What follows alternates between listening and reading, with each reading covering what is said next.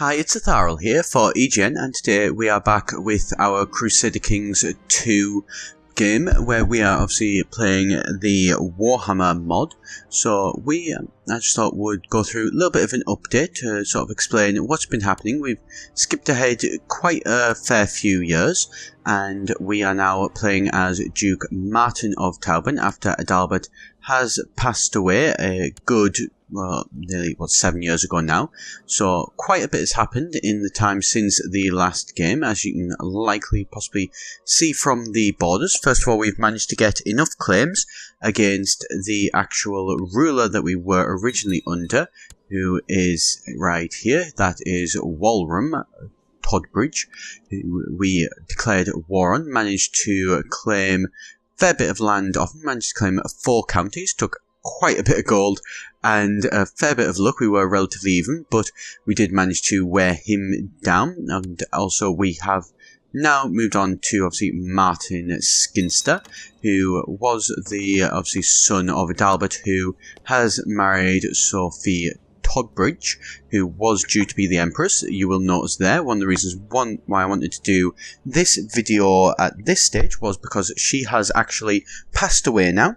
So she unfortunately died in childbirth, giving birth to our youngest son, Dietrich, who, again, German name, can't really pronounce, probably pronounced that horribly wrong. But what that does mean is that because of the nature of Gravelkind, the succession laws in the actual Middenland, it does actually mean that we are now it's going to be our son who will inherit directly from the 47-year-old Emperor, who is 8 years old. So he will probably inherit before he does actually come to being an adult, I should more than likely imagine. Obviously we are 29, so it's going to be a fair few years before we do actually manage to get to the point where we are going to be taking him over as the main character. It's a pretty critical time for the Scinstair family. There is a case that the Scinstair, they are going to take the throne. That's without question, really. However, what exactly happens with whether we take control of the throne ourselves, that one is still remaining to be seen, and something we're going to have to track very carefully. One thing we are doing a lot of, which I will just pull up here with the vassals, you can see we are obviously having to balance the vassals quite a lot, try and keep them as happy as possible. As the succession laws, we've got 4 votes out of 7 so far, although there is quite a bit of sort of tension in that sense. These numbers have been changing around quite a bit, and I have had a few times where it's actually been my brother who has been the one to succeed us for the Kingdom of Tauban. Fingers crossed, obviously, that it won't come to anything like that, and we will actually be able to still have our son Baldwin take the throne. The person who I will show you in a little bit, he is an interesting character, to say the least. We're just going to do this to get ourselves a lot of extra prestige as well, by the looks of things. 400 odd prestige. Yep, there we go. So that is a big chunk to our character. Sorry, just something there. So this is Baldwin. He is not brilliant. He is a very good diplomat. He is very good at talking. Even from a young age, he's always been a good talker. However, he is plain, which not particularly attractive. Doesn't get any massive minds from it, but attractive opinion does mean that his vassals are not going to like him as much. He's also quite dim. He's not exactly the most intelligent person in the world, but luckily he is at least very friendly, which, you know, could be an awful lot worse. So, who's this? My wife is concerned that she is still not married. Interesting one there. I think that's not quite recognising exactly what is going on at the minute. So there's a lot going on, as I've said. Everything is very critical. There's not really any wars going on, although one thing that is of interest is that the actual Middenland has expanded. As you can see there, just finished a war, so there is an extra 2 lands that are going to be now controlled by the Scinstair family. The Todbridge family unfortunately steadily moving out and going to be moving into obscurity, which is a bit of a shame, although they do control all of the land around the capital, which could be a potential problem for us later on down the line. And likely something that what we will aim to try and do is try and actually get to the point where we can marry into that family and take over it, so that obviously we can eventually take that land from them, and then that would be Scinstairs who surround Middenheim, which would make me personally feel a lot better about the situation that we would find ourselves in. So that's pretty much how everything's been going at the minute. Everything's going pretty steadily. We are educating our son so that way he can hopefully become a little bit of a better character, and we can sort of control the traits that he is going to get. Always a good thing, obviously, in Crusader Kings to do with your heir, have you educate them and then see how they go. Unfortunately, he's not mentioning to get anything better. I don't really want him to be humble. I don't think that would be the best thing for a ruler. We would ideally like him to be ambitious if we could, although whether or not we're going to be able to get that, we will have to wait and see. It just, I suppose, just really depend on whether the event actually does fire and we are able to get it.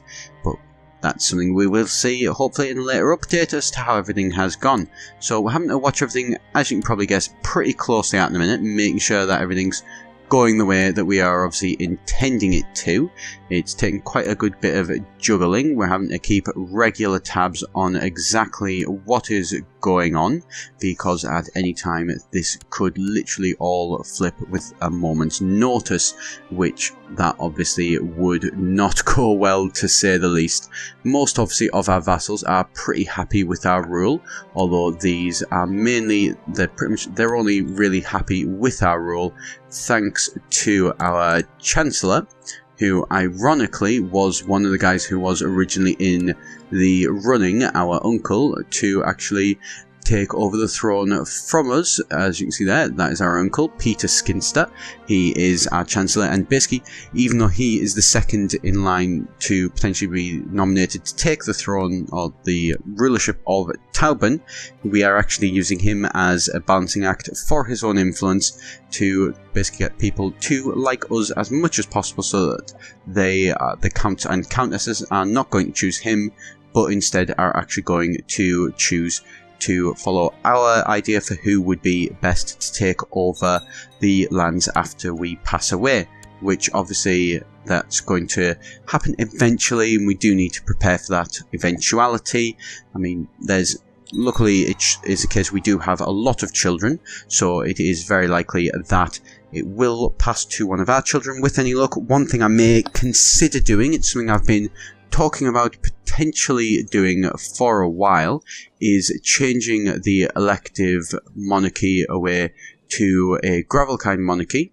That's something we could do, although we would lose a fair bit of land. We have quite a lot of land that we directly rule, with sort of 6 lands, one of which is a city inside one of our lands. So in effect, we control 5 different counties ourselves directly, and we would obviously have to split them between our 3 sons, which not exactly a brilliant thing, not something I want to do. I'd like to keep as much of this in the actual, ruling guy if possible, which obviously is possible with the elective monarchy, although if it does come to a choice between the elective monarchy or the actual, being an elective monarchy, or being basically the actual emperor of all of Middenland, I know which choice we are going to have to make really at the end of the day, which then obviously would make more of a balancing act, with having to try and get it to the point where, we can keep as more vassals actually happy with where we are. And obviously the guy over here, this one, who is the Adam of Hochland, he is going to be somebody who we are going to see as more than a little bit of a rival when we do get to the throne. Luckily, he is pretty happy with us at the minute. As you can see, we're getting a 53 opinion. Not as brilliant as it could be, but it certainly could be an awful lot worse than that, really. So in the grand scheme of things, that is something that we can deal with, basically. And so here we are just going to go through. We're going to, keep improving things. We're wanting to do that one just to up the money. Our money, obviously, we're at a good plus 11 or so. So we're bringing in a fair bit of money. We're bringing in more than most people actually do bring in. I mean, we'll have a look at the Emperor and we'll see what his wealth is. So his wealth is only 6.76. So he has, a considerable less. And there we go. We have another one of our another Scinstair being born there. The Scinstair family coming quite big there, total members 73, of which living is 56. I mean, I can, expand all of this out and you'll see just exactly how big this actually does grow to. I mean, these are all here, these are all actually, other families, so they're not ones of any real importance. But, there's still a fair few of them. I'm trying to see if I can expand them just now. Okay, no, that's seeming not to work and seems to have closed down, which, what, doesn't really matter. The point is, the Scinstair family, in the space of sort of 4 or 5 generations, has really blossomed into a very, very large family. So, lots of safety in there, really. And, okay, revolt has risen up, so finally going to actually be a war. And let's see, how big is this force? It is 3,500, so there is quite a fair few of them, so we will have to raise up a large army to basically convince them why this is a bad idea to have done. So that is something I suspect. I mean, we're going to get them to regret that one there without a doubt. So let's just have a check. So these, we're going to sort of pick up these armies. We're not going to pick up the other ones. Reason being, basically, is because if we get the other ones, our vassals are going to get upset that we've got their armies raised when they might need them for, harvesting in their fields and things like that. So we're going to keep this army as it is. It still outnumbers them, and we do have a decent sized force. So we are just going to organize this to get ourselves the best military leaders that we can. Does look like somebody else. Who is this? Imperial Midland Army of the Emperor. Oh, so the Emperor has actually sent down men to basically say and crush this revolt, shall we say. So we do have a couple of people who, you can see all of these guys who are not happy, but they're all, barons and priests and a mayor in there. So people of no real importance to the Empire overall. So not somebody we're going to really worry about too much. There we go. We're standing as well. This guy obviously has gotten a little bit happier with us, which is always a good thing. Obviously want him to try and stay as happy with us as possible, as obviously we have discussed in the past. Looks like they're going to be crushed, so yeah, we'll put that army away. Technically, I suppose we'll win this war, but without ever actually any of the Scinstair people, armies ever actually taking to the field. So there you go. Always a nice way to win an army war there without ever actually fighting a battle yourself, which does happen in this quite a lot, particularly when obviously you are when you are a vassal of somebody. Baldwin had high ups. Oh, there we go. And no, the friend. Oh, nice. So somebody not becoming the friend of our son, which is a little bit shame. Oh, okay. We've lost the Gregarious apparently, and we are now actually content. Liege opinion plus 50. So our liege is going to like it at least, but it's safe to say that not what we're going to want for a potential emperor to be content, especially with the plans that we've got. We're here in obviously Midland, right in the centre of the Empire, and we very much want to try to expand this further to be able to take over the whole of the Empire, which zooming out just to show you exactly what it is, the de jure Empire. That is the size of it. So it's got Sylvania in it, it's got the Reichland, Avaland, the Northern Land, so Ostland. There we go. This one, which I don't really know too much of what it is pretty much completely and utterly splintered. Westerland, which is in complete and utter chaos, which I would hope certainly that we may be able to capitalise on in the future.